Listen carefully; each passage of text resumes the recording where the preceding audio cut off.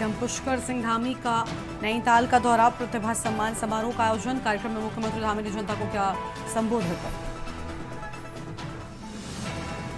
उत्तराखंड छात्र संघ चुनावों में एबीवीपी का परचम, 27 कॉलेजों में एबीवीपी के निर्विरोध जीत। सरकार की नीतियों को मिला युवाओं का समर्थन। छात्रों ने राष्ट्रहित पारदर्शिता के मुद्दों को दी प्राथमिकता। यूके जबरदस्ती पेपर लीक मामले पर त्रिवेंद्र सिंह रावत का बयान, बोले पेपर लीक मामले की होनी चाहिए सीबीआई जांच। उत्तराखंड में आई लव मोहम्मद विवाद ने पकड़ा तूल, कई जगह पर विरोध प्रदर्शन जारी। पोस्टर लेकर सड़कों पर जोरदार प्रदर्शन। उत्तराखंड के पर्यटन को लगा तगड़ा झटका, कुमाऊं गढ़वाल के बीच बंद हुई हवाई यात्रा। फ्लाई ब्रिग ने बंद की हवाई सेवा। देहरादून पंतनगर वाया पिथौरागढ़ हवाई सेवा। चमोली की तलवाड़ी विजयपुर सड़क 1 माह से बंद। 1 माह से सड़क बंद होने से ग्रामीण परेशान। 4 से 5 दिन में नहीं खुली तो होगा धरना प्रदर्शन। 22 अगस्त की अतिवृष्टि के बाद सड़क बंद। आप देख रहे हैं के न्यूज, खबरों का सारथी। नमस्कार, खबर उत्तराखंड में आप सभी का स्वागत है। मैं हूं आपके साथ गरिमा वाजपेयी। खबरों में आगे बढ़ेंगे उससे पहले एक नजर आज के हेडलाइंस पर डालते हैं। रुक करते हैं खबरों की ओर। खबर देहरादून से है, जहां पर आपको बता दें कि बार एसोसिएशन देहरादून के द्वारा प्रेस वार्ता का आयोजन किया गया। ये प्रेस वार्ता बार एसोसिएशन देहरादून के कार्यालय में की गई और जिसमें बार एसोसिएशन के अध्यक्ष मनमोहन कंडवाल ने कहा कि बार एसोसिएशन देहरादून के द्वारा 3 अक्टूबर को 3 बजे नशे के खिलाफ नशा मुक्ति रैली का आयोजन कराने जा रहे हैं, जिसमें जस्टिस मनोज तिवारी मुख्य अतिथि के रूप में शिरकत करेंगे।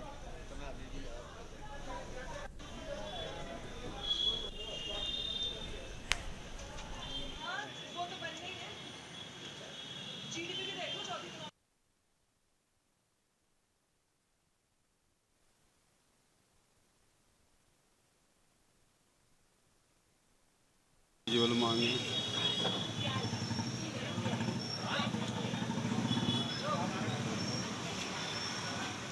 बार एसोसिएशन देहरादून नशा के खिलाफ एक रैली निकालने जा रही है। बार एसोसिएशन देहरादून द्वारा माननीय उच्च न्यायालय को पत्र दिया गया और माननीय उच्च न्यायालय के हमारे जो एडमिनिस्ट्रेटिव जज है माननीय मनोज तिवारी जी, वो भी इस रैली में आएंगे और एक जागरूक समाज को एक संदेश देना है कि नशे से दूर रहें, बच्चे इन चीज़ों से दूर रहें। तो पूरी न्यायपालिका, अधिवक्ता, हमारे जितने लॉ कॉलेज हैं और भी जो कॉलेज है कि किस तरीके से हमें नशे से लड़ना है, किस तरह से दूर रहना, इन चीज़ों से वो हमें एक समाज को एक संदेश देना चाहिए। उत्तर प्रदेश के साथ ही देश के कई राज्यों में आई लव मोहम्मद का विवाद काफी तूल पकड़ गया है और न सिर्फ उत्तर प्रदेश बल्कि उत्तराखंड, तेलंगाना, गुजरात, महाराष्ट्र सहित कई राज्यों में मुस्लिम समुदाय के लोगों ने आई लव मोहम्मद के पोस्टर लेकर सड़कों पर उतरकर प्रदर्शन किया है। उधर दूसरी ओर कोटद्वार में भी आई लव मोहम्मद को लेकर लखपड़ाव में भी सड़कों पर उतरने की तैयारी चल रही थी, लेकिन कोटद्वार की सबसे बड़ी जामा मस्जिद के मुतवल्ली ताजुद्दीन दरसी इसकी किसी को भी इजाजत नहीं दी, तब जाकर ये प्रदर्शन रुक पाया।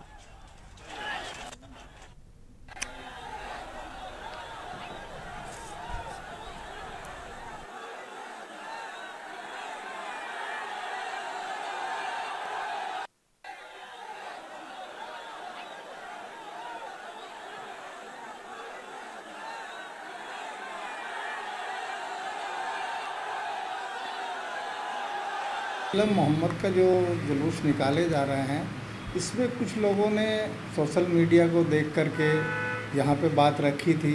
उसमें हमारे कोटद्वार के जो बुद्धिजीवी लोग मुस्लिम समाज से हैं वो बैठने के बाद सबको समझा दिया गया कि हमारा शहर जो है बहुत शांति प्रिय शहर है और इस शहर में ना तो अभी तक कोई इस तरह के जुलूस निकले हैं और ना ही आगे कोई नई परंपरा शुरू। और अगली खबर गदरपुर से, जहां पर गदरपुर के ग्रामीण क्षेत्रों के ग्राम कुल्हा में श्री आदर्श कुमाऊनी रामलीला कमेटी के द्वारा ग्रामीण कलाकारों को तैयार कर रामलीला का मंचन किया जा रहा है। रामलीला का उद्घाटन विधायक अरविंद पांडे ने विधिवत रूप से किया। क्षेत्र में पहली बार कुमाऊनी रामलीला का आयोजन किया जा रहा है। रामलीला में सभी कलाकारों के द्वारा बड़े सुंदर तरीके से प्रभु श्री राम की लीला का मंचन किया जा रहा है। एक नई शुरुआत है।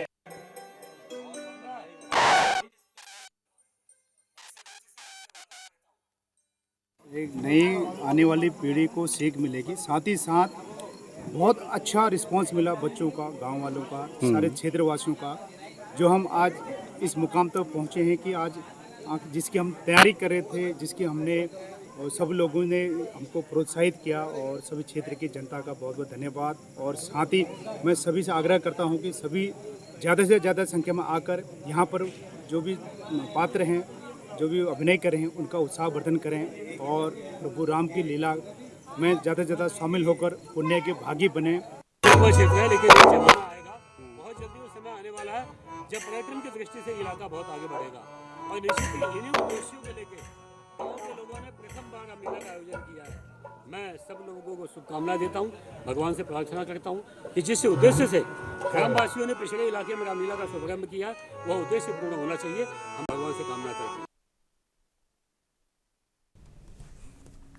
खबर है बलरामपुर से, जहां पर विकासखंड वड्रफ नगर के शासकीय पूर्व माध्यमिक शाला झोरपारा में पदस्थ प्रधान पाठक धुरनराम पटेल को आपको बता दें कि कक्षा 7वीं की छात्रा से बार बार छेड़छाड़ के आरोप में निलंबित कर दिया गया है। ये कार्रवाई सरगुजा संभाग के संभागीय संयुक्त संचालक शिक्षा अंबिकापुर के द्वारा की गई। पुलिस चौकी वड्रफ नगर की सूचना के आधार पर शिक्षक के खिलाफ 26 सितंबर को पॉक्सो एक्ट और SC/ST एक्ट के धारा में मामला दर्ज किया गया।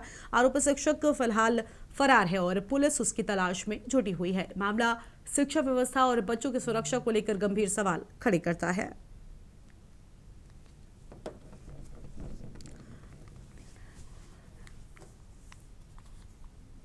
खबर हरिद्वार से, जहां पर थाना सटकुल पुलिस ने नवरात्रि पर जनता को खास तोहफा देते हुए ऑपरेशन रिकवरी के तहत 70 खोए हुए मोबाइल बरामद किए हैं। 14 लाख से अधिक कीमत के इन फोन को पीड़ितों को लौटाकर पुलिस ने लोगों के चेहरे पर मुस्कान ला दी है। SSP प्रमेंद्र सिंह डोभाल के निर्देश पर CIR पोर्टल की मदद से सफलता मिली। बरामद मोबाइल में स्थानीय नागरिकों के साथ बाहरी राज्यों से आए कर्मचारियों के फोन भी शामिल हैं। पुलिस ने अपील की है कि अगर कोई लावारिस मोबाइल मिले तो उसे तुरंत थाना या साइबर सेल में जमा कराएं।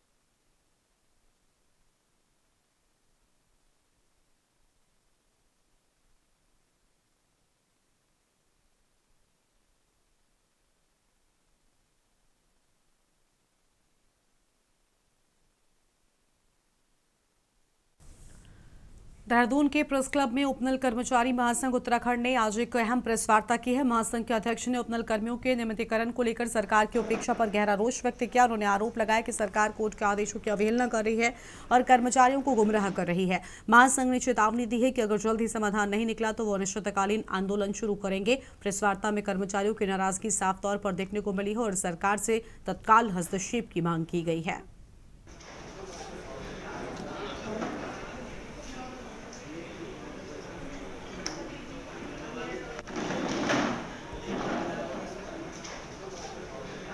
प्रेस कॉन्फ्रेंस इसलिए रखी गई थी कि बस 2018 में हम माननीय हाईकोर्ट से जीत के आए थे। उसके परिप्रेक्ष्य में तत्कालीन राज्य सरकार उसको SRP लेकर सुप्रीम कोर्ट चली गई थी और वर्ष 2024 18 अक्टूबर 2024 को राज्य सरकार के SRP माननीय सुप्रीम कोर्ट ने खारिज कर दी थी और माननीय हाईकोर्ट का जो आदेश था उसको इम्प्लीमेंट करने के लिए दिए थे। आज आलम यह है कि उसके परिप्रेक्ष्य में राज्य सरकार एक कमेटी का गठन करती है। हमारा GST जो 18% GST कटता था, माननीय हाईकोर्ट ने स्पष्ट किया था इनके GST ने काटा जाए। वर्तमान परिस्थिति यह है कि राज्य सरकार आज 24,000 जो नियमित भर्तियों का राग अलाप रही है। मैं कहता हूं कि वो जो 24,000 भर्तियां आ रही हैं उसमें हमारे जो उपनल से लगे हुए कर्मचारी हैं उनको बाहर करके तब वो नियमित भर्तियां कर रही है। मैं खबर है देहरादून से, जहां पर एक प्रतिष्ठित कारोबारी को बदनाम करने और मानसिक रूप से प्रताड़ित करने का एक मामला सामने आया है। उत्तरकाशी निवासी अंकित रावत, जो कि देहरादून में एडीआर ट्रेडिंग कंपनी का संचालन कर रहे हैं, बीते कुछ समय से षड्यंत्रकारियों के निशाने पर हैं। सूत्रों के अनुसार कुछ लोग सुनियोजित तरीके से न केवल अंकित रावत की छवि धूमिल करने की कोशिश कर रहे हैं, बल्कि उनकी कंपनी को भी बदनाम कर आर्थिक नुकसान पहुंचाना चाहते हैं। हालांकि पुलिस जांच में अंकित रावत को पूरी तरह से क्लीन चिट मिल चुकी है और उन पर लगे सभी आरोप निराधार पाए गए हैं। इसके बावजूद षड्यंत्रकारी लगातार उन्हें मेंटली टॉर्चर कर रहे हैं। अंकित रावत एक सम्मानित युवा उद्यमी है, जिन्हें उनके बेहतरीन कार्यों के लिए कई बार अचीवर्स अवार्ड से नवाजा जा चुका है। हमने गलत पूरा मामला बेसिकली ऐसा है कि राकेश चंद्र बहुगुणा और उनके साथ जो लोग हैं, मेरे वाइफ के रिश्तेदार लोग हैं। इन्होंने कुछ समय पहले हम पे गंभीर आरोप लगाए। पहले तो ये पुलिस में गए, फाइनेंशियल फ्रॉड विंग में गए, वहाँ इन्होंने आरोप लगाए, अपनी वहाँ पे एप्लीकेशन दी, जिसमें कहा गया कि हमारे द्वारा ठगी की गई, जहाँ पे अलग अलग एप्लीकेशन में अलग अलग अमाउंट बताई गई। कहीं वो 17 करोड़ बताई गई, कहीं वो 20 करोड़ बताई गई, कहीं वो 50 करोड़ बताई गई, कहीं वो 60 करोड़ बोली गई। लेकिन जब भी जांच में आया, जांच में ऐसा कोई भी मामला नहीं आया, ना उसमें कोई 50 करोड़ आया, ना 60 करोड़ आया, ना 20 करोड़ आया, कहीं भी ऐसा नहीं आया। उसके बाद जब पुलिस की सारी जांच हुई, जांच में मैं संलग्न हुआ, जांच में मैंने सारे अपने एविडेंस दिए, मैंने बैंक स्टेटमेंट दी, सारी चीजें दी। उसके बाद जब पुलिस ने जांच लगाई, उसके बाद इन्होंने एक मीडिया कॉन्फ्रेंस करी अभी आज से 4 से 5 दिन पहले, जिस मीडिया कॉन्फ्रेंस में इन्होंने हम पे बड़े गंभीर आरोप लगाए, जिस आरोप के हिसाब से इनका कहना है कि मैंने देहरादून से कम 60 करोड़ रुपए की ठगी करी हुई। खबर है विकासनगर से, जहां पर वीर शहीद केसरी चंद राजकीय महाविद्यालय डाकपत्तर में छात्र संघ चुनाव शांतिपूर्ण ढंग से संपन्न हो गया, जिसमें निर्दलीय प्रत्याशियों ने एबीवीपी के गढ़ में सेल लगाते हुए अध्यक्ष पद सहित 4 अन्य पदों पर कब्जा जमा लिया है। जबकि छात्र संघ का सचिव पद आर्यन ग्रुप कब्जाने में कामयाब रहा, तो वहीं एबीवीपी और एनएसयूआई खाता तक नहीं खोल पाई है। आपको बता दें कि आज हुए चुनाव संघ में वीर शहीद केसरी चंद राजकीय महाविद्यालय के 6 पदों पर हुए चुनाव में एबीवीपी, एएसयूआई, आर्यन ग्रुप सहित निर्दलीय 19 प्रत्याशियों ने अपने भाग्य आजमाया, जहां 1757 छात्र मतदाताओं में से 1141 ने मतदान किया है, जिनके देर शाम तक चली मतगणना प्रक्रिया के बाद चुनाव परिणाम घोषित किए गए हैं।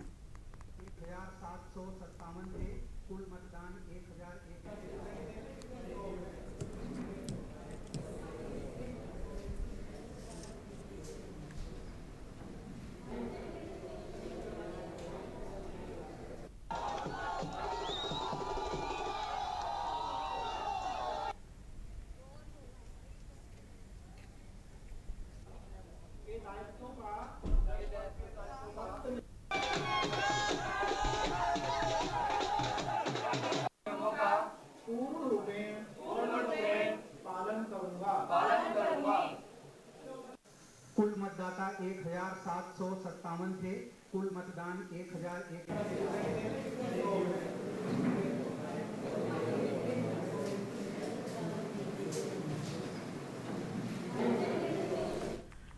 अगली खबर हल्द्वानी से है, जहां पर एमबीपीजी कॉलेज हल्द्वानी में शनिवार को संपन्न हुए छात्र संघ चुनाव 2025 से 26 में एबीवीपी के अभिषेक गोस्वामी ने अध्यक्ष पद पर कब्जा किया।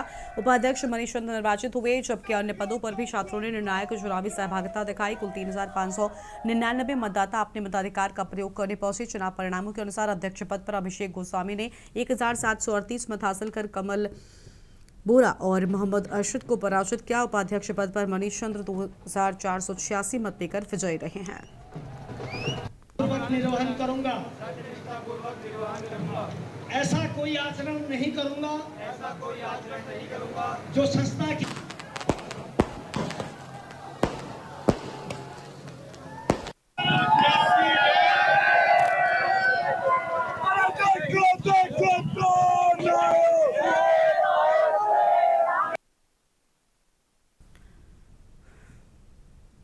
अगली खबर है कोटद्वार जनपद पौड़ी से, जहां पर शांति व्यवस्था बनाए रखने के लिए पुलिस गैर कानूनी कार्यों में लिप्त आपराधिक तत्वों से सख्ती से निपट रही है। एडिशनल एसपी चंद्रमोहन सिंह ने जानकारी देते हुए बताया कि कुछ आपराधिक किस्म के लोग भी लगातार गैर कानूनी कामों में लिप्त थे। उनकी हिस्ट्री शीट खोली गई है और साथ ही जानकारी देते हुए बताया कि कुछ हिस्ट्री शीटर जेल के अंदर हैं, जबकि कुछ जेल के बाहर। साथ उन्होंने कहा कि जो हिस्ट्री शीटर उत्तराखंड में दूसरे राज्यों में चले गए हैं, उन पर भी कड़ी नजर रखी जा रही है।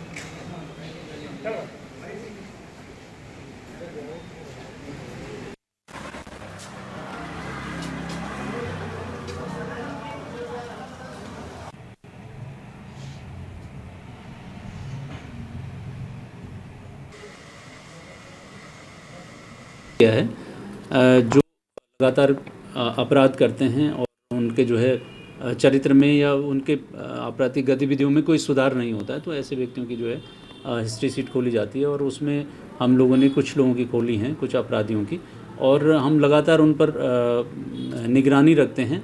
और कुछ लोग उसमें से जेल में हैं, कुछ वर्तमान में मौजूद हैं, और जो कुछ लोग बाहर रहते हैं अगर जनपद से बाहर भी, तो उनकी भी हम निगरानी करते हैं कि वो वहाँ पर क्या कर रहे हैं, वो कैसे।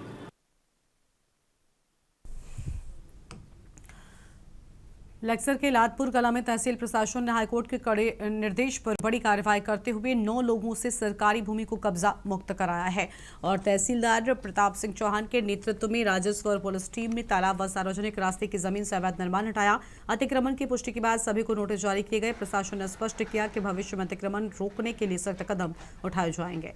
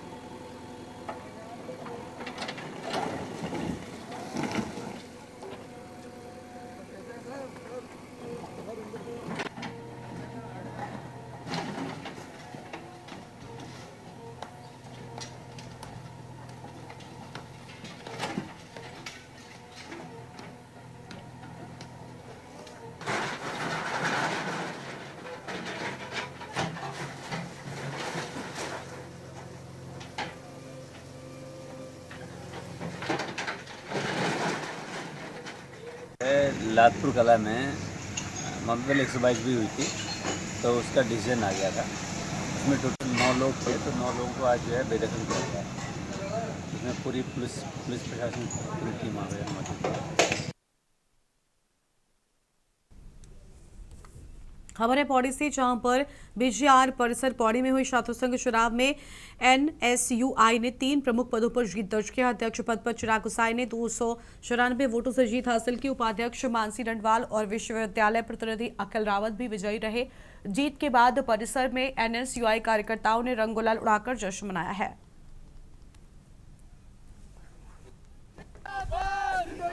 भगवान अग्रवाल विश्वविद्यालय बीजीआर परिसर पौड़ी 2025-26 के लिए छात्र संघ चुनाव जो है वो बहुत सफलतापूर्वक संपन्न हो चुका है और इसमें जो पद हैं, छात्रा प्रतिनिधि के 2 पद, कोषाध्यक्ष का 1 पद, सह सचिव और सचिव पद पर जो प्रत्याशी हमारे विजयी घोषित हुए हैं वो निर्विरोध हुए हैं। जैसे कि छात्रा प्रतिनिधि पद पर दुर्गा खंकरियाल और पूनम बुटोला निर्वाचित घोषित हुई हैं। कोषाध्यक्ष पद पर सुमित कुमार, सह सचिव पद पर दीपांजल टमटा। जैन इस टाइम निर्विरोध निर्वाचित हुआ हूँ महासचिव पद के लिए। बीजीआर परिसर के सभी छात्र छात्राओं को बस मैं यही बोलना चाहूँगा, जिस तरीके से उन्होंने इस टाइम पे हम पे भरोसा जताया है, उनका हम भरोसा टूटने नहीं देंगे। उनके लिए सारे के सारे कार्य, जितनी भी उनकी मांगे होंगी, वो सबसे पहले प्रथम उस पर रखी जाएंगी। मेरा नाम चिराग गुसाई है और मैं अध्यक्ष पद में इस बार दावेदारी कर रहा था और मैं वोटों काफ़ी अच्छे वोटों से जीता। और पहले तो मैं आप सभी लोगों का, उन छात्र छात्राओं का धन्यवाद करना चाहूँगा जो आज मेरे साथ खड़े थे। और मैं अकेले, मैं अपने दम पे नहीं जीता हूँ चुनाव। मैं आज भी ये कहता हूँ, सबके सामने कहता हूँ, ये जो मेरी टीम मेरे पीछे खड़ी है, मैं इनके दम पे जीता हूँ आज चुनाव। और हमारी उपाध्यक्ष मानसी डंडवाल जी भी भारी से भारी वोटों से जीती है और हमारे युवा विश्वविद्यालय प्रतिनिधि अखिल रावत जी भारी से भारी वोटों से जीते हैं। और हमने इस बार अखिल भारतीय विद्यार्थी परिषद चारों खाने जीत कर चुकी है और ये मैंने नहीं करी है, मेरी पूरी टीम ने करी है। देखिए, मैं सबसे पहले कहना चाहता हूँ कि ये केवल एनएसयूआई की जीत नहीं है, ये बीजीआर परिसर की जीत है। ये बीजीआर परिसर में अध्ययनरत जो छात्र छात्राएं हैं, उन सभी छात्र छात्राओं की जीत है। और जिस प्रकार विद्यार्थी परिषद अपने नाकाम इरादों में नाकाम हुआ है कि हमारे नामांकन को रद्द करने के लिए तमाम प्रकार के जो हथकंडे भाजपा के बड़े नेताओं ने, महेंद्र भट्ट जी ने, धन सिंह रावत जी ने जो तमाम हथकंडे जो अपनाए, वो आज फेल हो गए और एनएसयूआई का पूरा पैनल आज बीजीआर परिसर में जीत करके आ गया। इस बुलेटिन में इतना ही। आप देखते रहिए न्यूज़ इंडिया। नमस्कार।